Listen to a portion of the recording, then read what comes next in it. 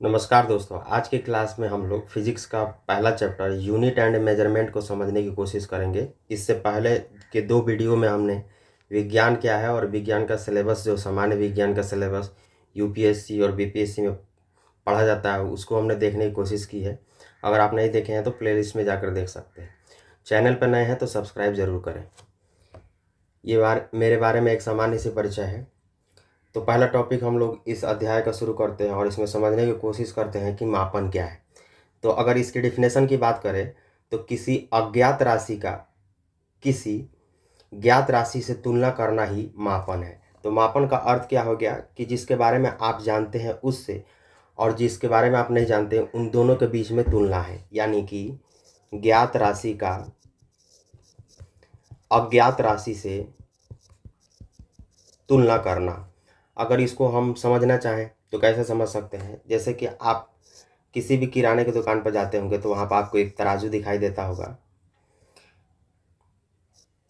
तराजू पर यहाँ पर एक कांटा लगा होगा। आप देखते होंगे कि अगर यहाँ पर 5 केजी का वाट रखता होगा तो यहाँ पर गेहूँ, चावल, चीनी, इसको तब तक रखता होगा जब तक ये कांटा इसके बराबर ना हो जाए, समतुल्य ना आ जाए, यानी कि बराबर ना आ जाए। तो आपने क्या जाना कि यहाँ पर 5 केजी ऑलरेडी लिखा हुआ है। 5 केजी भी हो सकता है, 500 ग्राम भी हो सकता है, 1 केजी भी हो सकता है। तो ये हमको पहले से पता है। लेकिन इधर वाले तराजू पर अगर हम गेहूँ, चावल, चीनी, आटा या जो भी रख रहे हैं, इसके बारे में हमको जानकारी नहीं है।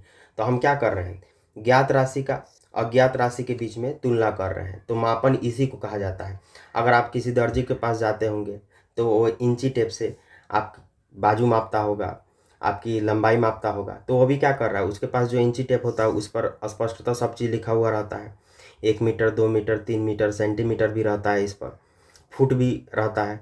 तो उससे वो क्या करता है, उसके पास जो ये इंची टेप है उस पर मानक लिखा हुआ है, पहले से वो सारी चीज़ें लिखी हुई हैं। उससे वो तुलना करता है, कपड़ा की तुलना करता है, आपके बाजू की तुलना करता है, आपकी लंबाई की तुलना करता है। तो हम मापन को कह सकते हैं कि ज्ञात राशि का अज्ञात राशि से तुलना। अगर इस बात को और आगे समझने की कोशिश करें तो आप देखिए कि आप जब राशन की दुकान पर जाते हैं तो अगर आपको सरसों का तेल लेना हो तो इस तरह की कुछ उसके पास बर्तन होता है जिस पर वो लिखा हुआ रहता है 250 ग्राम, 500 ग्राम। तो उससे वो सरसों का तेल भरता है और उसको आप जो एक डब्बा लेके गए रहते हैं उसमें रखता है। तो यहाँ भी आप मापन को अच्छे तरीके से समझ सकते हैं। इसी तरह आप रास्ते पर जाते हैं तो 1 किलोमीटर, 2 किलोमीटर, 3 किलोमीटर, ये सारी चीज़ें जो उस पर लिखी रहती है, इसका मतलब क्या है कि हमको पहले से कोई चीज़ पता है, उसका हमको जिस चीज़ के बारे में पता नहीं है, दोनों के बीच में हम तुलना कर लिए तो हमको मापन जैसे, मेजरमेंट जैसे कॉन्सेप्ट अच्छे से समझ में आ गया। अब हम आगे देखते हैं इसमें भौतिक राशियाँ। तो भौतिक राशियाँ का मतलब हो गया कि वैसी राशियाँ जिसको आप माप सकते हैं या फिर तौल सकते हैं।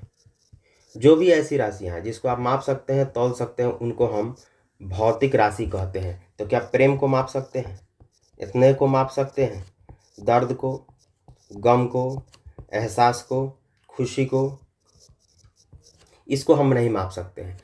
ये सारी भौतिक राशियाँ नहीं हैं। लेकिन चाल, दूरी, समय, वेग, त्वरण, इन सभी को हम माप सकते हैं।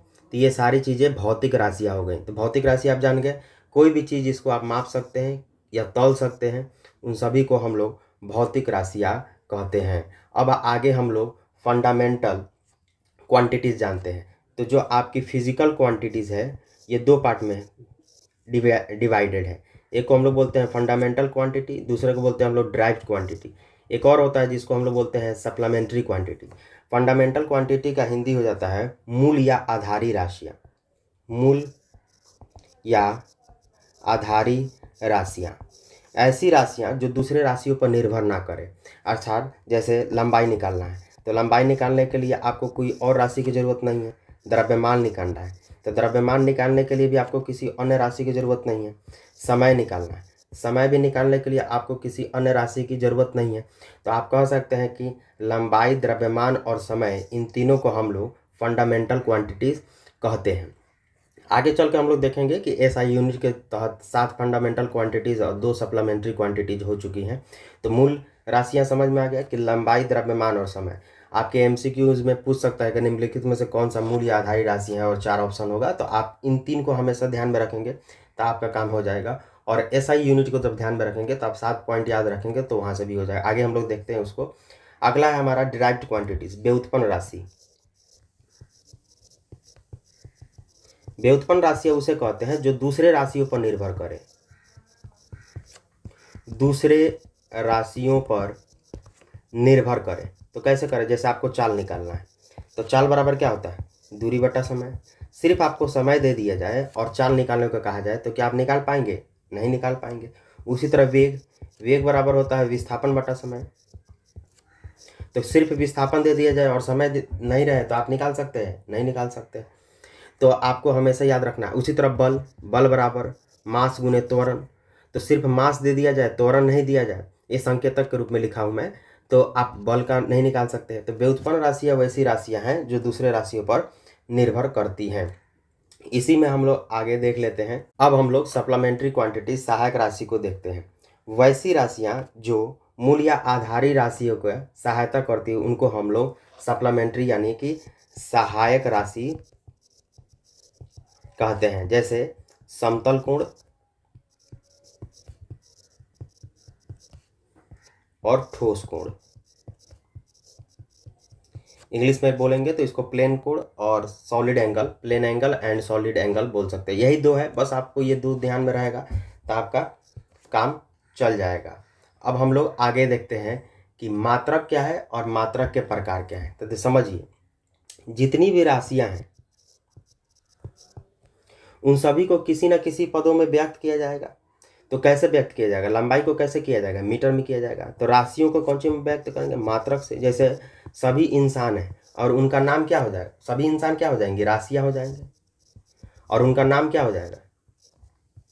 मात्रक हो जाएगा। जैसे रमेश है, महेश है, सुरेश है, तो ये नाम ही उनका मात्रक है, मात्रक उनकी पहचान है। तो हम लंबाई को किस चीज़ में मापेंगे? मीटर में, सेंटीमीटर में। द्रव्यमान को हम किस किस चीज़ में माप सकते हैं? किलोग्राम में, ग्राम में, मिलीग्राम में। समय को हम किस चीज़ में माप सकते हैं? सेकंड में, आवर में, मिनट में। तो ये जो हम किसी भी राशि को जिस पदों में व्यक्त कर रहे हैं वही हमारा क्या कहला जाता है? इकाई कहलाता है। यूनिट का हिंदी जो है हमारा इकाई है। अब हम लोग मूल या आधारी मात्रक। तो लंबाई का क्या हो जाएगा? मीटर। द्रव्यमान का क्या हो जाएगा? किलोग्राम। और समय का क्या हो जाएगा? सेकेंड। तो आप कह सकते हैं मीटर, किलोग्राम और सेकेंड जो मूल या आधारी मात्रक है। उसी तरह व्युत्पन्न मात्रक। तो व्युत्पन्न राशि की मात्रक को हम लोग व्युत्पन्न मात्रक कहते हैं। जैसे चाल, चाल बराबर दूरी बटा समय। तो दूरी को आप मीटर में और समय को आप सेकंड में, तो इसको आप मीटर पर सेकंड कहते हैं या मीटर इनवर्स सेकंड कह सकते हैं।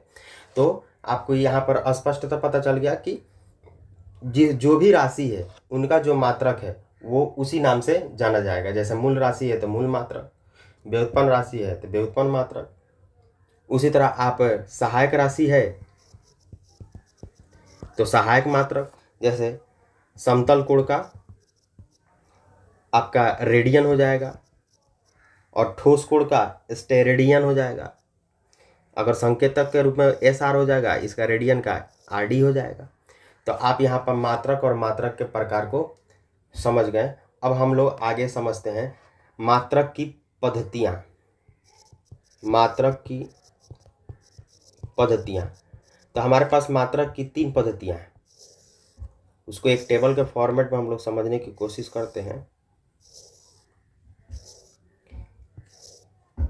इसमें हम लोग लंबाई को ले लेते हैं, इसमें हम लोग द्रव्यमान को, और इधर हम लोग समय को ले लेते हैं। तो पहला है हमारा CGS। CGS को आप क्या कहते हैं? CGS में आप लंबाई को सेंटीमीटर में, द्रव्यमान को ग्राम में और समय को सेकंड में मापते हैं। दूसरा है MKS। MKS में लंबाई को मीटर में, द्रव्यमान को किलोग्राम में और समय को सेकंड में मापते हैं। उसी तरह FPS, इस पद्धति में आप लंबाई को फुट में, द्रव्यमान को पाउंड में और समय को सेकंड में। तो मात्रक की ऐसी पद्धति जिसमें लंबाई को हम सेंटीमीटर, द्रव्यमान को ग्राम और समय को सेकंड में मापते हैं, ऐसी पद्धति को हम लोग सीजीएस पद्धति कहते हैं। वहीं मात्रक की ऐसी पद्धति जिसमें हम लोग लंबाई को मीटर में, द्रव्यमान को किलोग्राम में और समय को सेकंड में मापते हैं, उसको हम लोग एमकेएस। और मात्रक की वैसी पद्धति जिसमें हम लंबाई को फुट में, द्रव्यमान को पाउंड में और समय को सेकंड में मापते हैं, इसको हम लोग एफपीएस सिस्टम कहते हैं। अब हम लोग एसआई प्रणाली को समझते हैं। एसआई प्रणाली जो है वो एमकेएस पद्धति का ही, एमकेएस, जब आप लंबाई को मीटर में, द्रव्यमान को किलोग्राम में और समय को सेकंड में मापते हैं, इनका ही संशोधित और परिवर्तित रूप है। इस प्रणाली का प्रस्ताव जो था ये जो थे वो प्रोफेसर गियोरनी ने 1901 में दिया था, लेकिन इसका जो पूर्ण स्वरूप जो है, पूर्ण रूपेण जो स्वरूप है, उसको एक्सेप्ट किया गया था 1971 में लागू किया गया था। वास्तव में इस प्रणाली का विस्तार रूप rationalised metre kilogram second ampere system है। इसे ही अंतर्राष्ट्रीय प्रणाली कहा जाता है। संक्षेप में इसे एसआई यूनिट कहा जाता है। आजकल सही मायने में एसआई प्रणाली पर आधारित है और इसके अनुसार 7, हमने बताया था कि आगे देखेंगे, 7 हमारे पास फंडामेंटल क्वांटिटीज और 2 हमारे पास संपूरक राशियां हैं। इस टेबल में 7 मूल मात्रक और 7 भौतिक राशियां दी गई हैं। अगर आप देखें तो लंबाई को मीटर और एम से, छोटा एम से इंडिकेट करते हैं, द्रव्यमान का किलोग्राम, इसको केजी से इंडिकेट करते हैं, वहीं समय को सेकंड और एसईसी सेकंड, या आप सिर्फ एस भी लिख सकते हैं, इसे इंडिकेट करते हैं। ताप का केल्विन होता है, के, बड़ा के, यहाँ ध्यान दें, बड़ा के का इस्तेमाल किया जाता है। ज्योति तीव्रता का कैंडेला होता है सीडी, विद्युत धारा का एम्पियर ए, और पदार्थ की मात्रा का मोल से हम लोग रिप्रेजेंट करते हैं। तो एसआई यूनिट में हमारे पास 7 भौतिक राशि और 7 मात्रक हो गए। अब हम लोग देखते हैं कि 2 संपूरक मात्रक, ये हमारे पास 2 संपूरक मात्रक और 2 संपूरक राशियां हैं। पहला समतल कोण जिसका रेडियन होता है मात्रक और संकेतक होता है आरएडी, और दूसरा है समतल कोण जिसका मात्रक होता है स्टेरेडियन और इसका संकेतक होता है एसआर। अब हम लोग आगे फंडामेंटल क्वांटिटीज की 2 और वर्गीकरण है जो दिशा और परिमाण के आधार पर वर्गीकृत किया गया है, जिसमें एक को हम लोग अदिश राशि और दूसरे को सदिश राशि कहते हैं। अदिश राशि किसे कहेंगे और सदिश राशि किसे कहेंगे? तो वे भौतिक राशियां जिसमें दिशा नहीं होता है, सिर्फ उसमें परिमाण होता है, उसको हम लोग स्केलर क्वांटिटीज अदिश राशि कहते हैं। और सदिश राशि उसे कहते हैं कि जिसमें दिशा भी हो और परिमाण भी हो।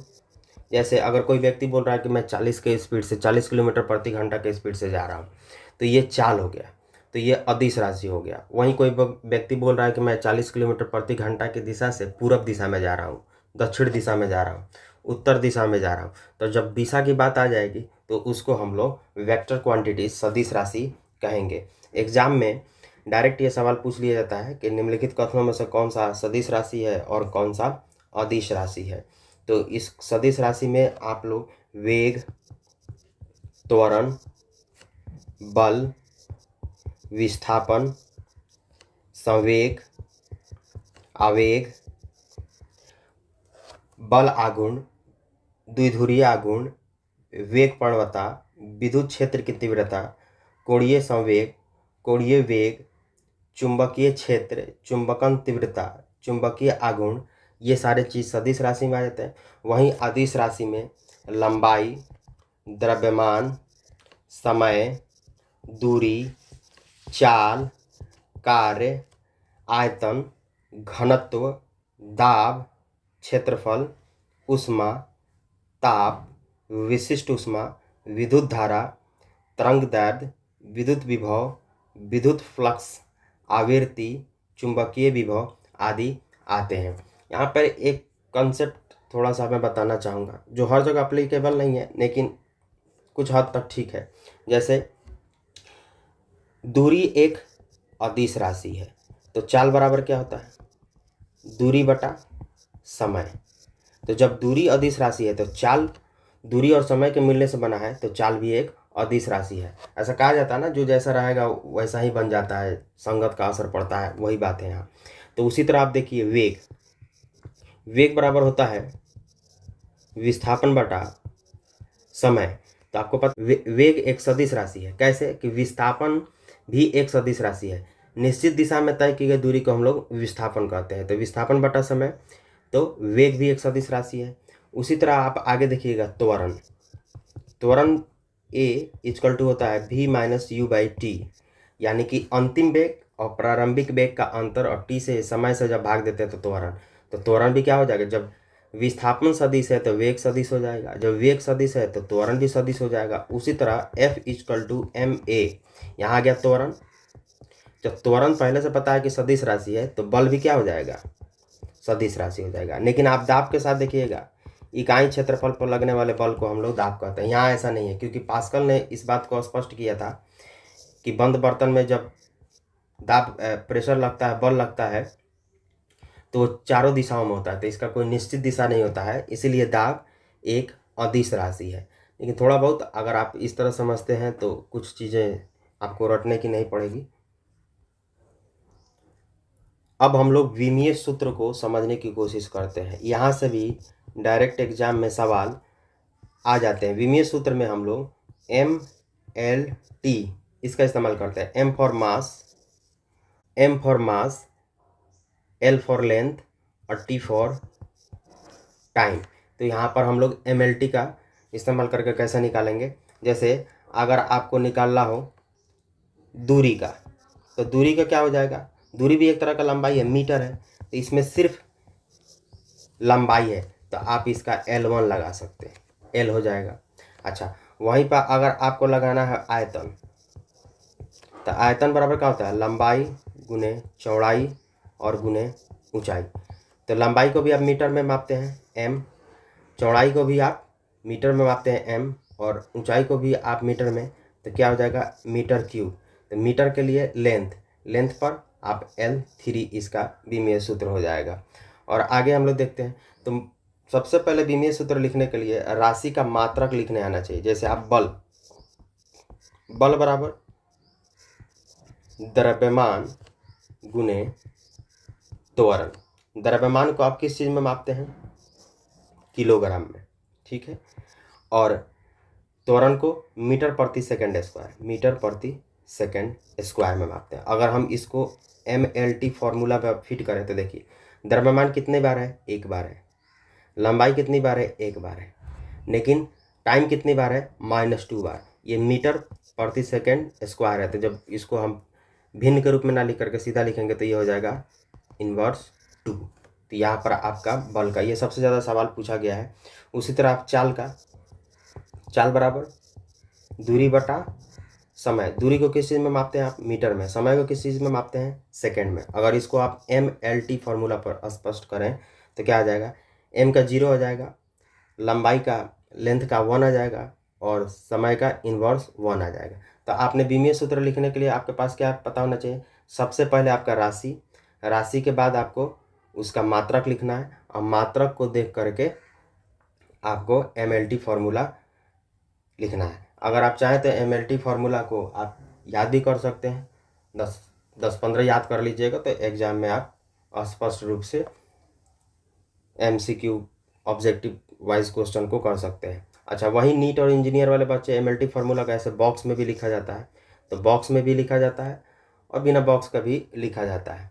अगर बॉक्स में भी आए तो उसमें ज़्यादा परेशान होने की ज़रूरत नहीं है।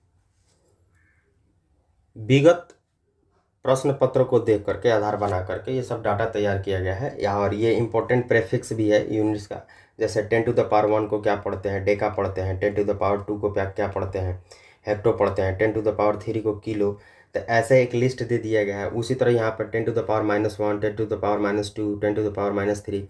कभी कभी डायरेक्ट यहाँ से भी सवाल, अगर आप BPSC प्रीलिम्स के सवाल को प्लॉट करके देखेंगे 1992 से 2024 तक का, तो आपको स्पष्ट रूप से इस टेबल से सवाल देखने को मिलेगा। कभी एक बार फर्मी के बारे में पूछा है, एक बार नैनो के बारे में पूछा है, एक बार माइक्रो के बारे में पूछा है, एक बार टेरा के बारे में पूछा है। तो इस डाटा को आपको अगर याद कर लेते हैं तो आप आसानी से उस ऑब्जेक्टिव सवाल को कर जाएंगे। अगला है इम्पोर्टेंट फैक्ट्स फॉर प्रीलिम्स। ये जो फैक्ट्स है ये विगत वर्षों के प्रश्न पत्र को देख करके और वहीं से लेकर के तैयार किया गया है, जो लगातार सवाल में पूछे जा रहे हैं।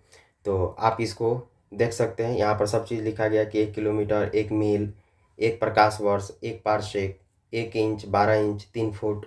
आगे भी देखें हम लोग कि 1 मील बराबर कितना गज होता है, 1 कैलोरी बराबर कितना होता है। इन सभी से सवाल पूछे जा चुके हैं। 1 एंगस्ट्रम बराबर क्या है, 1 कैरेट का मतलब क्या है, 1 टन, 1 माइक्रोन, 1 बैरल, ये भी सवाल पूछा गया है। विद्युत आवेश, मैक, पारसेक, ये सारे चीज़ यहाँ पर फैक्ट्स। यहीं पर आप द्रव्यमान के अन्य मात्रक को देखेंगे कि 1 किलोग्राम बराबर क्या होता है, 1 औंस के बराबर, 1 पाउंड के बराबर क्या है, समय का अन्य मात्रक क्या है, मिनट, घंटा, दिन, सप्ताह, चंद्रमास, सौरमास, वर्ष, 1 लीप वर्ष। तो ये सारे डाटा यहाँ पर लिख दिए गए हैं। ये बहुत ही इंपॉर्टेंट टॉपिक है, मात्रक, यंत्र और पैमाने। अगर आपके पास कोई भी जनरल साइंस का पुस्तक है तो वहाँ पर स्पष्ट रूप से सबसे इसी अध्याय के अंतिम में देखिएगा तो आपको मिल जाएगा, जिसमें आपको पूछेगा कि एमीटर से विद्युत धारा मापा जाता है, ऑडियोमीटर से ध्वनि की तीव्रता मापी जाती है, आल्टोमीटर से ऊंचाई मापक यंत्र है, इसका इस्तेमाल किया जाता है, बैरोमीटर से वायुमंडलीय दाब को मापा जाता है। तो ये आपको वहाँ से लिस्ट क्या करना है, इकट्ठा कर लेना है और उसको याद कर लेना है। यहाँ से भी सवाल डायरेक्ट पूछते हैं, डायनेमो के बारे में पूछ देते हैं कि ये यांत्रिक ऊर्जा को विद्युत ऊर्जा में बदल देता है। मोटर क्या करता है, तो ये विद्युत ऊर्जा को यांत्रिक ऊर्जा में बदल देता है। आपको ईईजी मशीन क्या करता है, तो मस्तिष्क की विद्युतीय गतिविधियों को मापने वाला यंत्र है। तो गैल्वेनोमीटर क्या है, विद्युत धारा का यंत्र है। तो ऐसे तमाम यंत्र और उसका अनुप्रयोग, ऐसे करके अगर आप लिस्ट तैयार कर लेते हैं तो आप इससे भी अगर प्रश्न पूछे जाते हैं तो आप स्पष्ट रूप से उसको सॉल्व कर लेंगे। और इसके लिए आप PYQs देख लीजिए, वहाँ भी रिपीटेड सवाल होता है। और दूसरा, अगर आपके पास जनरल साइंस का कोई भी पुस्तक है तो वहाँ भी आपको स्पष्ट रूप से इसका लिस्ट मिल जाएगा और आप इसको तैयार कर सकते हैं। यहाँ पर CGS पद्धति, FPS पद्धति और MKS पद्धति का अन्य नाम भी है, जो कि परीक्षा में कभी कभी बदल कर पूछा गया है। उसको भी CGS पद्धति को फ्रेंच पद्धति, मीट्रिक पद्धति, FPS पद्धति को ब्रिटिश पद्धति और MKS पद्धति को गणितीय पद्धति के नाम से भी जाना जाता है। यहाँ पर आपको इस अध्याय का सामान्य जानकारी दे दिए गए, जो आपके परीक्षा के लिए बहुत ही ज़रूरी है। आगे मिलते हैं हम लोग नेक्स्ट क्लास में नए टॉपिक के साथ। तब तक पढ़ते रहिए, और अगर वीडियो अच्छी लगी हो तो लाइक कीजिए, शेयर कीजिए और सब्सक्राइब ज़रूर कीजिए। धन्यवाद।